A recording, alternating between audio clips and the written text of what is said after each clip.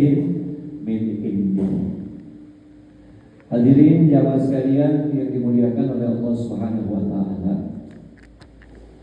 Pada malam hari ini kita akan membahas tentang satu bentuk dari ajaran yang tercantum di dalam ajaran agama Islam, sebagaimana yang telah diperintahkan oleh Allah dan sebagaimana yang telah diberikan petunjuk oleh Nabi kita Muhammad SAW. Ajaran yang dimaksud adalah amar ma'ruf nahi munkar, yang artinya memberikan perintah atau ajakan dalam melakukan kebaikan dan mencegah dari perbuatan yang mungkar.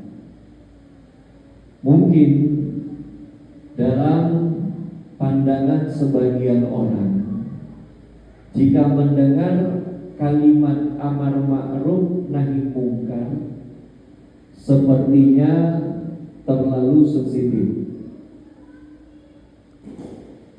Padahal kalimat amar ma'ruf nahi munkar ini sudah tertulis di dalam beberapa ayat Al-Quran. Dan salah satu ayat yang sudah tadi saya baca kepada para hadirin sekalian, Allah Subhanahu wa taala berfirman, "Wal takum minkum ummatun yad'una ilal khair wa ya'muruna bil ma'ruf wa yanhauna 'anil munkar ulaika humul muflihun." Allah Subhanahu wa taala memberikan perintah kepada kita semua agar kita menjadi satu kelompok dari umat Nabi Muhammad SAW dengan melakukan 3 macam pekerjaan. Pekerjaan yang pertama adalah mengajak dalam melakukan kebaikan. Pekerjaan yang kedua adalah memberikan perintah kepada setiap orang untuk mentaati kebaikan yang diperintahkan oleh Allah. Dan yang ketiga, pekerjaan tersebut adalah mencegah dari perbuatan yang mungkar.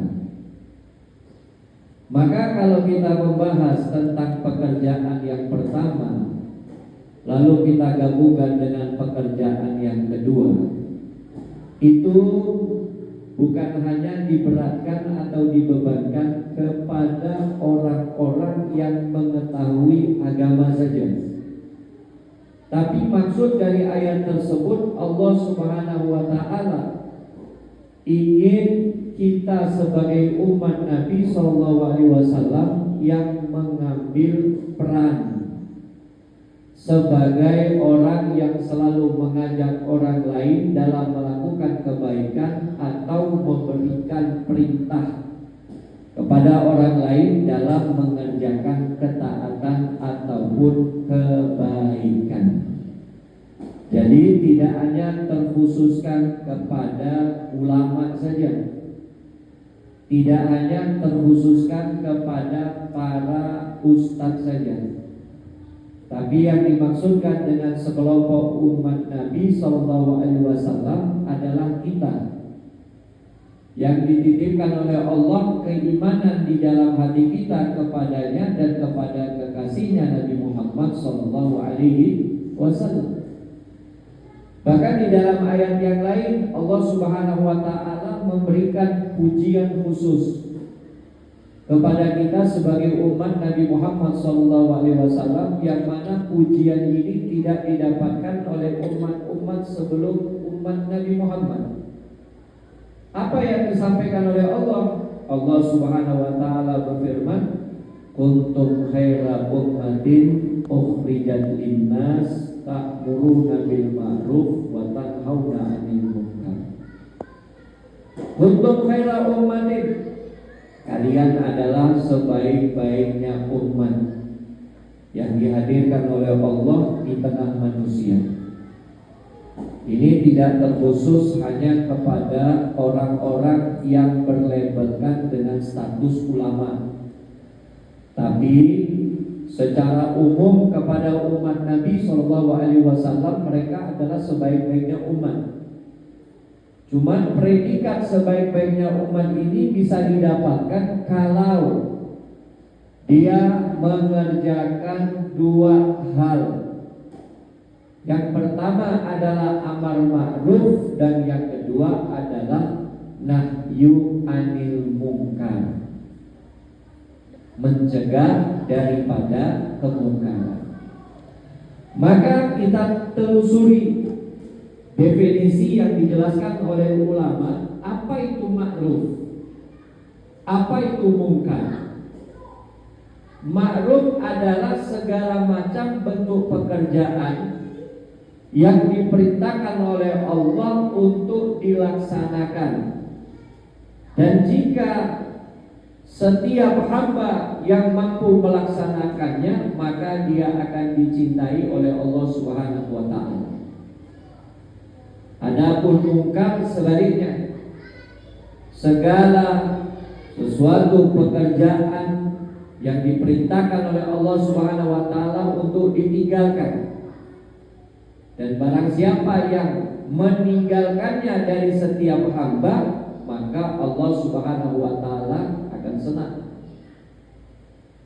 Contoh, kita melaksanakan sholat, itu bagian dari ma'ruf. Kita membaca Al-Quran, itu bagian dari ma'ruf. Kita bersedekah, itu bagian dari ma'ruf. Kita menolong orang lain dalam kebaikan, itu bagian dari ma'ruf. Adapun bagian dari munkar, ketika kita melihat seseorang gak sholat, itu munkar. Seseorang tidak menutup aurat, itu munkar. Seseorang menjelekkan orang lain, itu munkar. Dan berbagai macam hal yang kalau dilakukan itu tidak disenangi oleh Allah Subhanahu wa ta'ala, maka itu termasuk bagian yang munkar. Kalau kita sudah mengerti secara definisinya, maka kita sebagai umat Nabi SAW harus bisa menjadi orang yang pertama dalam mengerjakan amar ma'ruf dan juga nahyi anil munkar. Kenapa demikian? Karena kita termasuk orang-orang yang menjalankan misinya Nabi SAW.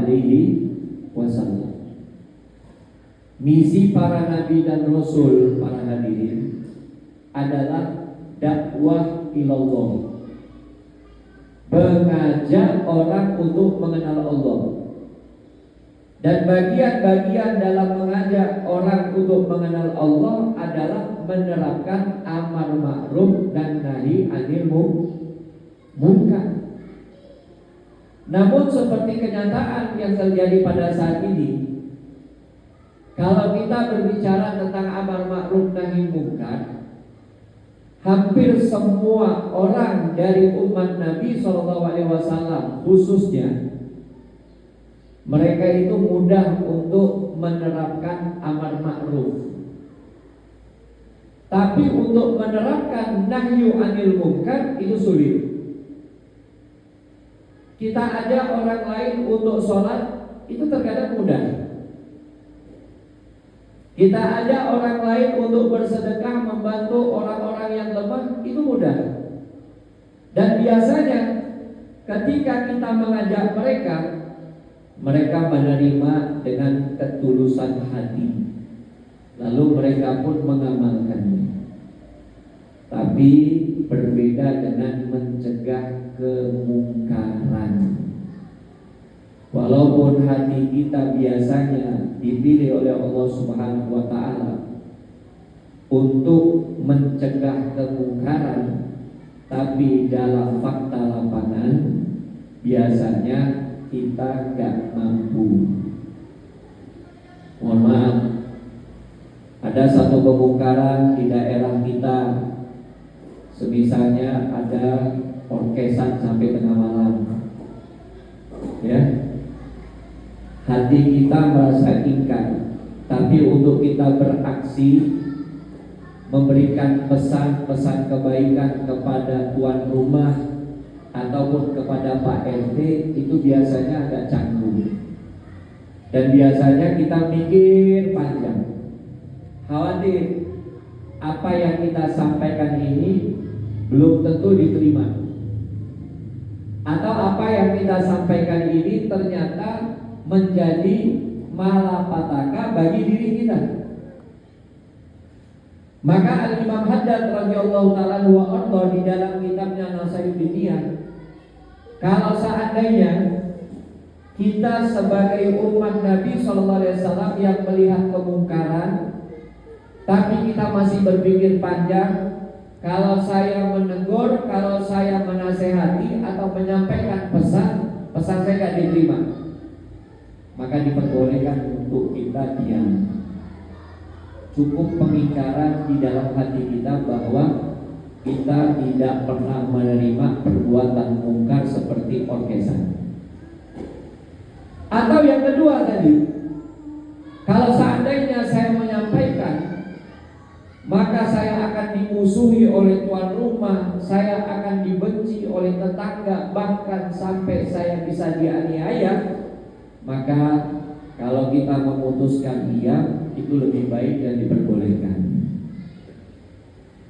Ya Pak ya, karena ini terkadang agak sensitif, apalagi hal yang menyangkut kesenangan nafsu dari sebagian orang yang ingin meluangkan keinginannya dalam melaksanakan kegiatan ini, ternyata perbuatan atau kegiatan tersebut banyak kemungkarannya. Waliyadzubillah min dzalik. Tapi para hadirin yang dimuliakan oleh Allah Subhanahu wa taala, kalau kita semuanya sudah merasa sebagai umat yang terbaik dari umat Allah Subhanahu wa taala, karena kita adalah umat Nabi Muhammad SAW, maka kita harus bisa menyampaikan. Ya, dan Nabi SAW menyebutkan 3 tahapan ketika kita ingin mencegah kemungkaran. Yang pertama, kita harus kuatkan diri, kalau bisa dengan tangan kita. Kalau bisa dengan tangan kita.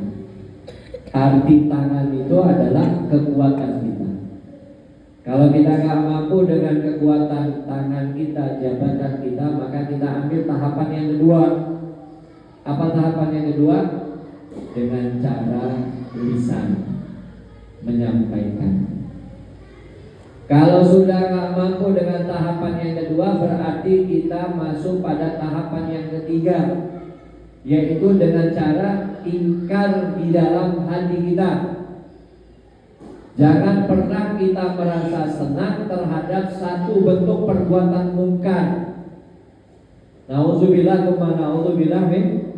min dzalik. Kalau kita merasa tidak ada respon sama sekali dalam penolakan dari suatu kemungkaran, berarti kita masuk dalam dosa yang Allah berikan, yang Allah peruntukkan kepada mereka. Itu yang banyak ditakutkan oleh para ulama. Ya, itu yang paling banyak ditakutkan oleh para alim ulama. Maka para alim ulama menjelaskan kepada kita, biasanya yang diberikan kekuatan mereka adalah para penguasa. Misalnya, mohon maaf, kalau tidak ada izin keramaian dari polisi, pihak keamanan setempat atau pemerintah setempat seperti RT dan lain sebagainya, maka kemungkaran itu tidak akan terjadi. Ya. Jadi itu tanggung jawab dari mereka yang diberikan kekuasaan. Lalu kemudian peran yang kedua adalah peran seorang ustaz, peran seorang kiai yang tidak memiliki kekuatan sebagaimana kekuatan para pemerintah atau pihak keamanan, maka mereka bertugas hanya menyampaikan nasihat. Hanya menyampaikan nasihat.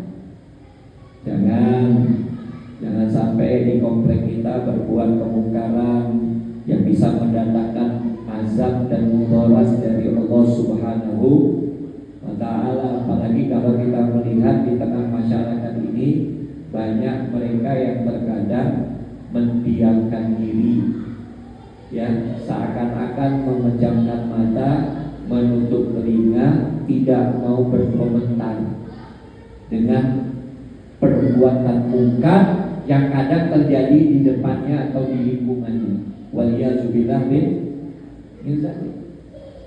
Tapi memang seperti itu yang terjadi pada hadirin. Ya, maka sungguh beruntung kalau kita berada di tempat yang ma'rufnya itu lebih banyak dibandingkan dengan kemungkaran. Kenapa? Karena di antara 3 dampak yang paling kuat ketika orang-orang yang mengadakan kemungkaran tapi tidak pernah diberantas. Yang pertama, diturunkan azab oleh Allah Subhanahu wa ta'ala. Ini kalau sudah azabnya Allah turun, itu tidak akan memandang lagi mana orang yang baik, mana orang yang tidak baik. Ya, dan kita pun pernah mendengar cerita bagaimana ada sebuah kejadian di satu daerah, padahal banyak dari jumlah masyarakat di sana mereka itu beramal seperti amalnya ulama. Bahkan ada yang amalnya mereka itu seperti amalnya para nabi. Tapi kenapa Allah tetap menurunkan azab? Ternyata ada yang menjawab, sebagian besar dari mereka walaupun amal mereka sudah seperti amalnya para nabi, amalnya para ulama, mereka berdiam diri untuk tidak mencegah kemungkaran. Tidak ada reaksi terhadap kegiatan yang bersifat mungkar. Coba ya. Dan sekarang ini fitnahnya luar biasa. Sesuatu yang dikatakan ma'ruf bisa dibilang oleh orang di zaman sekarang itu mungkar. Sesuatu yang mungkar bisa dibilang oleh orang zaman sekarang itu sesuatu yang ma'ruf. Dan itu memang sudah diprediksi oleh Nabi SAW. Hal yang baik tidak didukung, hal yang tidak baik tapi didukung. Ada apa nggak ada? Ada. Yang paling kita takutkan itu para hadirin adalah azab Allah Subhanahu wa ta'ala. Lalu kemudian yang kedua, dampak negatifnya adalah Allah akan menurunkan pemimpin yang zalim. Kalau masih ada di tengah umat yang mendiamkan kemungkaran. Dan itu sudah banyak terjadi di berbagai belahan negara di dunia ini. Ya. Jadi makanya kita harus saling merangkul, saling bersatu untuk menjaga wilayah kita agar tidak terjadi kemungkaran. Kemaksiatan harus diberantas. Dan jangan takut untuk menjadi orang yang selalu mencegah dari kemungkaran, walaupun itu beresiko. Walaupun itu beresiko. Lalu kemudian yang ketiga dampaknya adalah doa yang tidak dikabulkan. Doa yang tidak dikabulkan. Jadi kalau kita mengkaji dan memberikan sebuah gambaran di dalam kehidupan kita, gak usah kita gambarkan dengan gambaran yang besar dan luas seperti dalam satu wilayah. Kita cukup Pak memberikan contoh gambaran itu di dalam rumah, di dalam rumah tangga kita.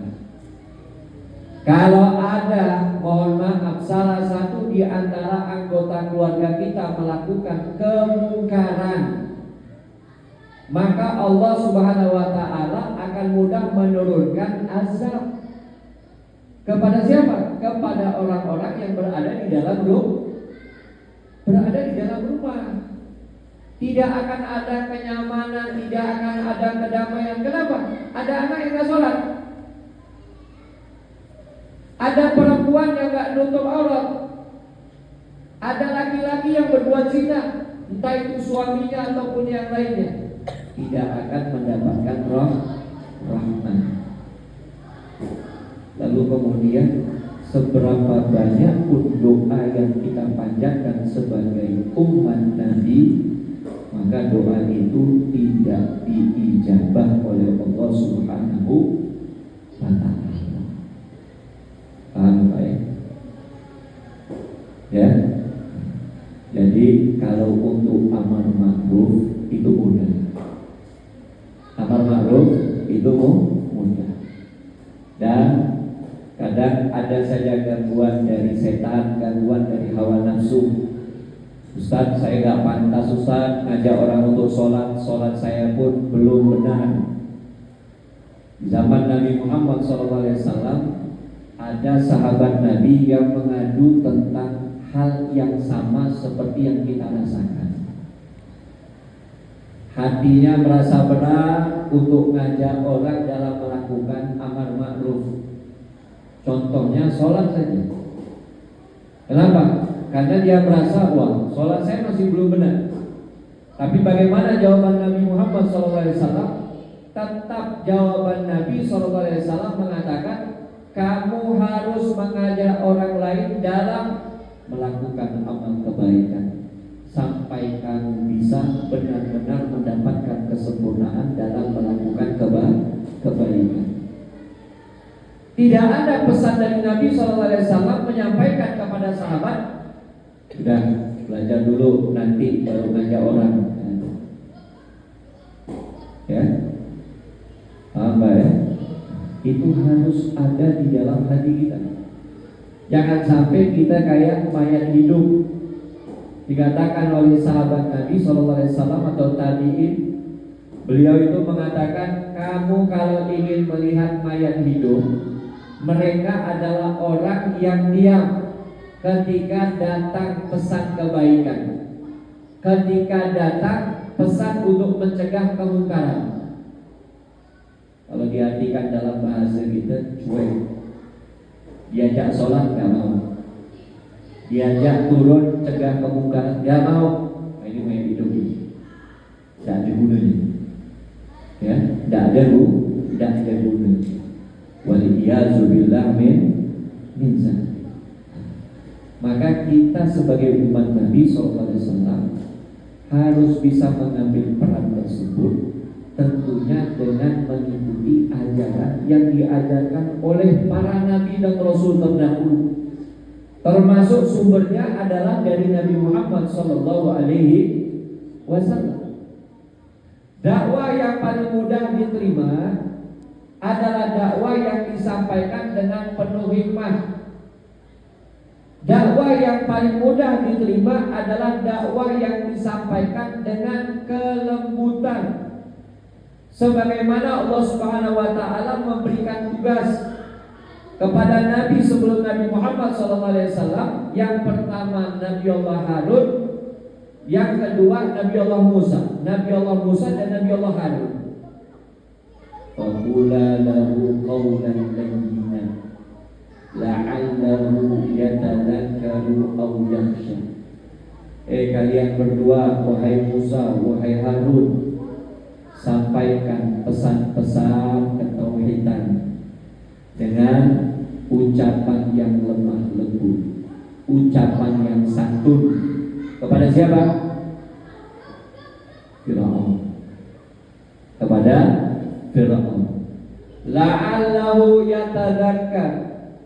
La'allahu yatadzakkar. Dengan semoga dia bisa ingat, dia bisa sadar, atau dia takut dengan azab yang akan Allah peruntukkan baginya. Nah, kita itu demikian menasihati orang. Jangan sok-sokan kita ustaz lalu kemudian sholat kan? Kalau tidak sholat pelan-pelan. Ya. Apalagi kalau kita tahu dari Nabi Muhammad SAW yang mengedepankan tentang akhlak yang baik, maka kita bisa berdakwah dengan akhlak yang baik. Masuk waktu sholat kita sholat, masuk bulan puasa kita buang puasa, masuk kewajiban untuk membayar zakat fitrah kita bayar zakat fitrah. Enggak kan ya? Kemana? Ke masjid bayar zakat. Ini bagian dari dakwah. Dan semuanya Allah Subhanahu wa taala menentukan peran masing-masing dalam bagian dakwahnya. Ustaz dengan tempatnya di masjid dia berdakwah. Pemain bola di mana dakwahnya? Di lapangan bola. Di lapangan bola. Artis di mana dakwahnya? Bukan di masjid dakwahnya artis. Ya, di tempat dia. Dokter di mana dakwahnya? Di tempat dia. Saya takjub itu Pak, melihat salah satu